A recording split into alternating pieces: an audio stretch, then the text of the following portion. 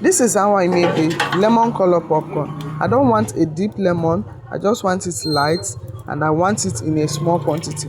That's why I added a small quantity of groundnut oil. Remember, I've made mention of the measurements. I've taught you guys the measurements that you can use, different cups that you can use and measure your things. So in this case, I just made normal small quantity of corn, small quantity of sugar. So I added the green color.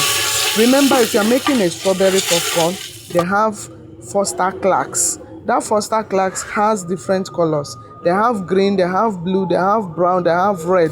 So in this case, I used the green color because I want to make the lemon, and I added just small drop of that lemon color because I don't want that color to be more deep.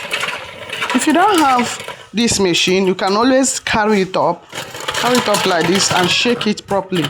But if you have the machine, always stir the machine. Just want it light lemon.